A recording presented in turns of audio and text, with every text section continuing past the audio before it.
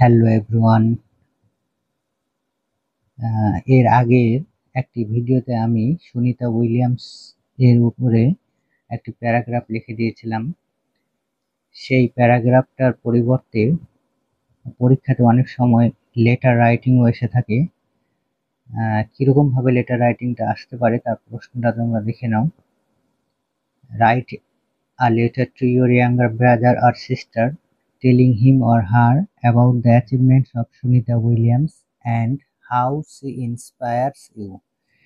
সুনিতা উইলিয়ামসের সাফল্যগুলো তোমাকে কিভাবে অনুপ্রাণিত করে তার ব্যাপার জানিয়ে তোমার ভাই বা বোন বা পরীক্ষাতে ফ্রেন্ডসও থাকতে পারে, তাকে তুমি একটি চিঠি লিখো এবং এরকম কিছু একটা পয়েন্টস দিয়ে দিবে এবং সেই পয়েন্টসগুলোর উপর ভিত্তি করে লেটার রাইটিংটা আমরা লিখব। এখানে লেটার রাইটিং একটু সাধারণত ছোট হবে। তোমরা এই লেটার রাইটিং এবং প্যারাগ্রাফটা দুটো পড়ে রাখলেই এই রিলেটেড যে প্রশ্নগুলো হবে তোমরা সব আশা করি অ্যান্সারগুলো করতে পারবে। চলো এবার অ্যান্সারটা আমরা দেখি। তো লেটার রাইটিং এর শুরুতে পাতার ডান দিকে আমাদেরকে যে চিঠি লেখে অর্থাৎ সেন্ডারের নিজের নাম লিখতে হয়, তারপরে তার একটা অ্যাড্রেসটা অবশ্যই ছোট করে লেখার চেষ্টা করতে হবে। শুধু ভিলেজের নাম, ডিস্ট্রিক্ট, পিন নাম্বার এবং তার সাথে ডেটটা অবশ্যই মেনশন করতে হয়। পিনকোড দিয়ে দিতে হবে। তারপরে যদি ভাইকে লিখি তাহলে আমরা লিখবো ডিয়ার ব্রাদার, যদি বোনকে লিখি তাহলে ডিয়ার সিস্টার বা তাদের নাম লিখতে পারি, বা বন্ধুকে লিখে dear friend.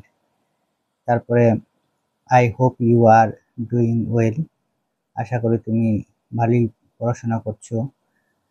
And studying hard.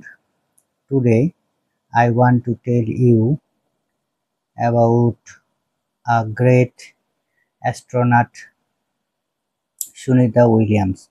আজকে আমি তোমাকে একজন মহান মহাকাশবিদ সুনিতা উইলিয়ামসের সম্পর্কে বলতে চাইছি।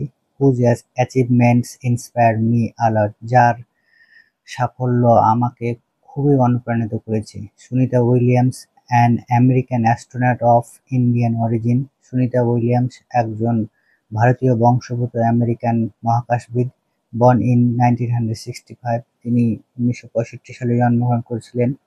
ইন্সপায়ার্স মানে এবং অনেককেই অনুপ্রাণিত করেছেন। After studying science and engineering she joined NASA and traveled to International Space Station twice. Engineering এবং সায়েন্স নিয়ে পড়াশোনা করার পরে তিনি নাসায় জয়েন করেছিলেন এবং ইন্টারন্যাশনাল স্পেস স্টেশনে তিনি দুবার ভ্রমণ করেছিলেন। Recently she returned to Earth on March 18, 2025 from a mission initially planned for 8 days but extended to 9 months. 18 March 1925 সালে তিনি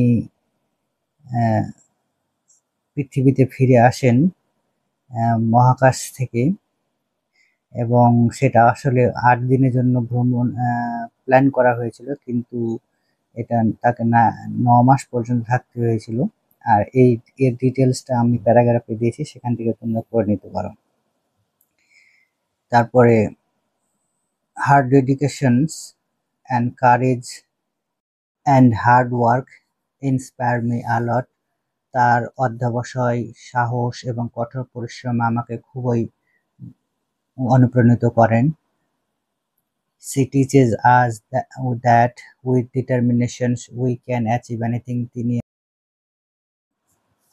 কঠোর পরিশ্রম ও অধ্যবসায়ের মাধ্যমে আমরা যে কোনো জিনিস অর্জন করতে পারি। I hope you will also learn from her, আমি আশা করি তুমি এ থেকে শিখবে এবং work hard to achieve your dreams, এবং কঠোর পরিশ্রম করবে তোমার স্বপ্নকে অর্জন করার জন্য।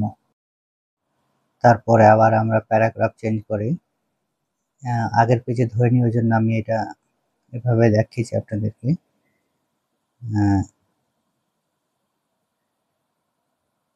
প্যারাগ্রাফ চেঞ্জ করে আমরা আগের লেখাটির শেষে আবার লিখবো এভাবে। Take care of yourself.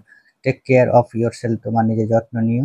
No more today, আজ আর কিছু বলছি না। মোর হোয়েন উই উইল মিট, আরো কথা হবে যখন আমাদের দেখা হবে। তারপরে ইয়োর লাভিং সিস্টার বলবো, বা ইয়োর লাভিং, যদি ভাই হয় তাহলে ইয়োর লাভিং ব্রাদার বলবো, যদি বন্ধু হয় তাহলে বলবো ইয়োর লাভিং ফ্রেন্ড বলবো।